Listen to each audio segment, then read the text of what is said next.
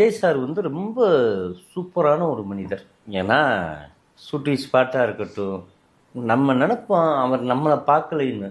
ஆனால் என்னென்ன பண்ணுறோம் என்னென்ன வைக்கிறோம்னோ கரெக்டாக எல்லாத்தையும் நோட் பண்ணுவாப்புல.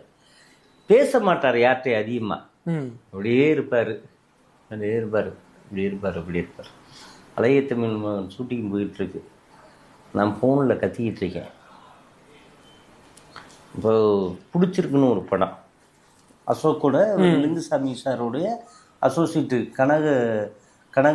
கனகராஜன் சொல்லிட்டு படம் பண்ணுறாரு. வாடகை 1,50,000 ரூபா கட்டிட்டோம்னே, இன்னைக்கு எடுக்கலைன்னா அது நான் கொடுக்க மாட்டேன்னு சொல்கிறாங்க. அப்படியே கேட்டுக்கிட்டே இருந்துட்டு என்ன ப்ராப்ளம்னு கேட்டார். நான் ஒரு படத்துக்கு டேட்டு கொடுத்துட்டேன், இந்த மாதிரி 1,50,000 ரூபா அவங்க இந்த மேன்ஷன் கட்டிட்டாங்களாம், அதை கேட்குறாங்க. ஒன்றும் இல்லை,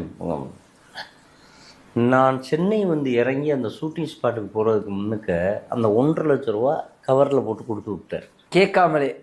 ஏன்னா ஒரு கஷ்டப்படுற மனுஷன், நம்மளுக்காக இந்த டேட்டை இவங்க சைடு தப்பா அவங்க சைடு தப்பான்னு தெரியாது. இவருனால அந்த சம்பளம் பாவம், இவர் சம்பளம் அங்கே போய் பிடிச்சிடக்கூடாது அப்படின்னா அந்த 1,50,000 ரூபா அந்த மேன்ஷன் கட்டிட்டாரான். அந்த ஒரு கேட்காமலே பண்ணுற மனசுங்கிறது இருந்திருக்கு அவருக்கு. ரொம்ப. அடுத்த நாள் நான் ஷூட்டிங் ஸ்பாட்டுக்கு போனேன்.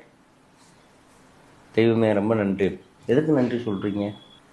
இங்கே மாட்டிட்டீங்க, அவங்க தப்பு பண்ணாலாம் இவங்க தப்பு பண்ணாலான்னு தெரியாது, ஏனால முடிஞ்ச உதவி அதை நான் செஞ்சுட்டேன் அப்படின்னு ஒரே வார்த்தையில் பேச முடிச்சிட்டேன். பெருசாக அதை பற்றி இந்த சொல்லிக்கிறதோ அது மாதிரி ஆழ்த்திக்கிற விஷயம்லாம் கிடையாது. ஆனால் அந்த விஷயத்தில் விஜய் சார் அவர்களை பற்றி பெருசாக எனக்கு தெரிஞ்சு அவர் கூட பேசுகிறவங்க கிட்ட கேட்கும் போது தான் தெரியுது, அவர் உதவி செய்கிறதையும் பெருசாக சொல்லிக்காம பேசவே மாட்டார் யார்ட்டையும், அப்படியே சிரிச்சுக்கிட்டே போயிடுவார். ஆனால் எல்லாத்தையும் நோட் பண்ணிட்டு எல்லாத்தையும் நோட் பண்ணுவார்.